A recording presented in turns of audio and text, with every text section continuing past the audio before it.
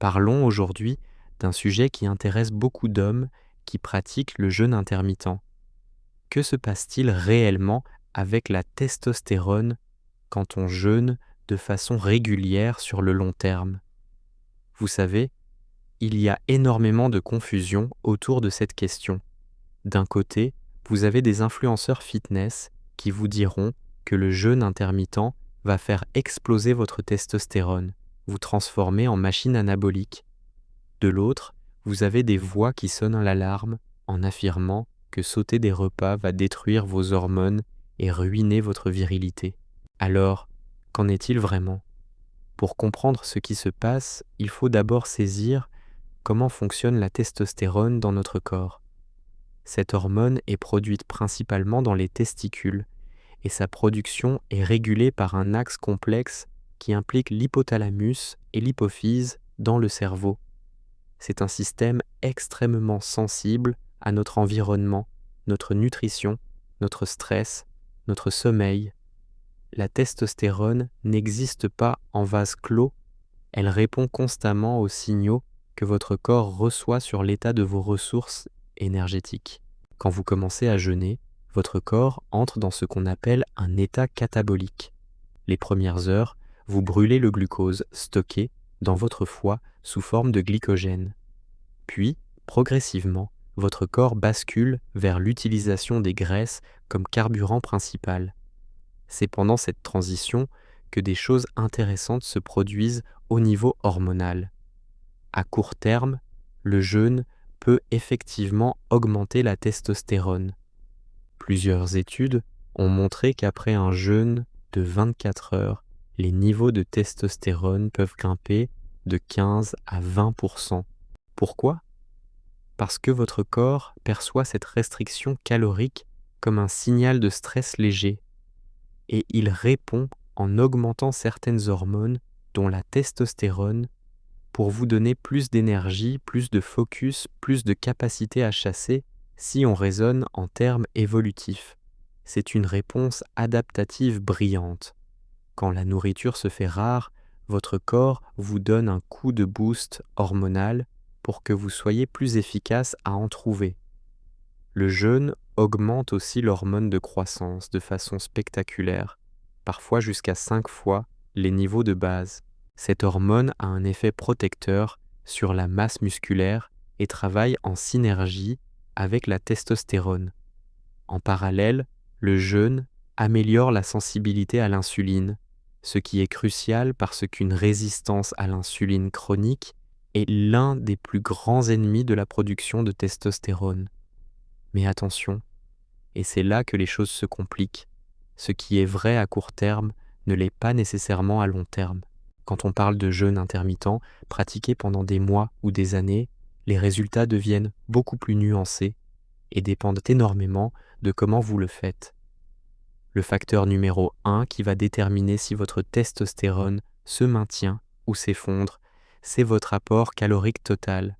Vous pouvez jeûner 16 heures par jour si pendant votre fenêtre d'alimentation, vous mangez suffisamment de calories pour couvrir vos besoins, votre testostérone ne devrait pas souffrir.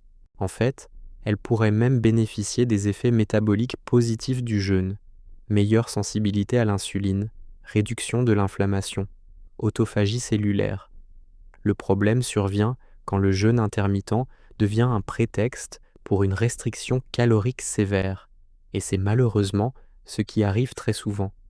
Les gens se disent « je jeûne 16 heures, je mange pendant 8 heures », mais ils ne compensent pas et finissent par manger 1000, 500 ou 1800 calories par jour alors qu'ils en auraient besoin de 2500 ou 3000.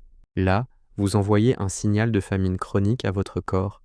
Quand votre corps perçoit un déficit énergétique prolongé, il entre en mode survie. Et devinez quelle est l'une des premières choses qu'il va réduire? La production de testostérone. Pourquoi?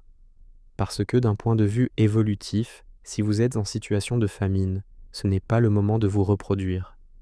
Votre corps va prioriser les fonctions essentielles à votre survie immédiate et mettre en veilleuse les fonctions reproductives. Les études sur les athlètes en restriction calorique sévère le montrent clairement. Quand vous êtes en déficit calorique important, pendant plusieurs semaines ou mois, la testostérone peut chuter de 20, 30, parfois même 50%. Vous voyez ça chez les bodybuilders en préparation de compétition, chez les coureurs de marathon qui s'entraînent intensément sans manger assez, et oui, chez certains pratiquants du jeûne intermittent qui ne font pas attention. Un autre facteur crucial, c'est la composition de votre alimentation pendant votre fenêtre de repas. La testostérone a besoin de cholestérol pour être fabriquée. C'est littéralement la matière première. Si vous combinez jeûne intermittent avec une alimentation très pauvre en graisse, extrêmement restrictive, vous privez votre corps des éléments de base dont il a besoin pour produire cette hormone. Les graisses saturées en particulier, aussi controversées soient-elles dans d'autres contextes, jouent un rôle important dans la production de testostérone. Le timing de vos entraînements compte aussi énormément. Si vous faites de la musculation intense à jeun le matin, puis vous attendez encore 4 ou 5 heures avant de manger, vous pouvez créer une fenêtre de catabolisme musculaire assez importante. Le corps va puiser dans les muscles pour trouver des acides aminés, et ce stress métabolique chronique peut finir par impacter négativement vos hormones. Certains hommes gèrent très bien l'entraînement à jeun, d'autres pas du tout. C'est très individuel. Il y a aussi la question du cortisol, l'hormone du stress.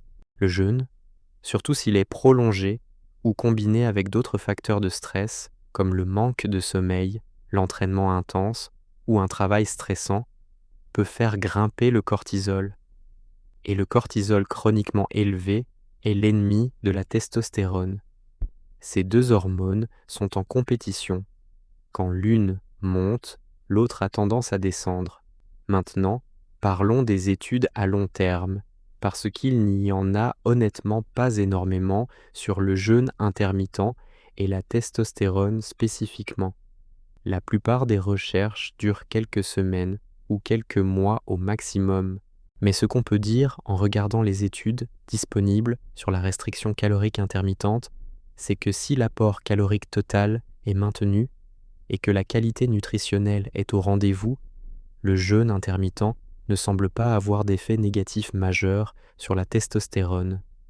Il y a même eu une étude sur des hommes pratiquant le jeûne du Ramadan, donc un mois de jeûne quotidien du lever au coucher du soleil, qui n'a montré aucune diminution significative de la testostérone totale.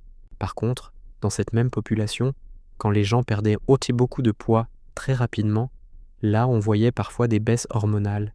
Ce qui est fascinant, c'est que le jeûne intermittent peut même être bénéfique pour certains hommes. Pensez aux hommes en surpoids ou obèses, avec de la graisse viscérale autour de l'abdomen. Cette graisse produit une enzyme appelée aromatase, qui convertit la testostérone en œstrogène.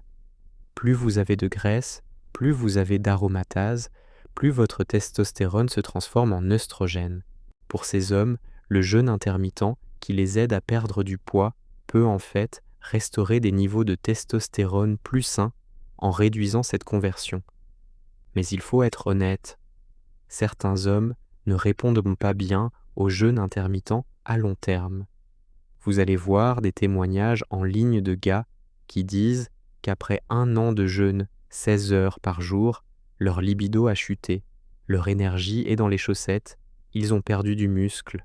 Souvent, quand vous creusez, vous découvrez qu'ils mangeaient 1500 calories par jour, dormaient 5 heures par nuit, s'entraînaient comme des fous et vivaient un stress chronique énorme. Le jeûne n'était qu'un facteur parmi d'autres dans une tempête métabolique parfaite. Alors, concrètement, si vous êtes un homme qui veut pratiquer le jeûne intermittent à long terme, sans sacrifier votre testostérone, voici ce qu'il faut retenir. 1. Mangez suffisamment de calories. Calculez vos besoins, suivez votre poids et vos performances. Si vous perdez du poids alors que ce n'est pas votre objectif, si votre force diminue, si votre récupération est mauvaise, mangez plus. 2. Ne négligez pas les graisses. Visez au moins 20 à 30% de vos calories provenant de graisses de qualité, incluant des sources de graisses saturées. 3. Protéines adéquates, 1 g 8 à 2 g par kilo de poids corporel si vous vous entraînez. 4. Dormez.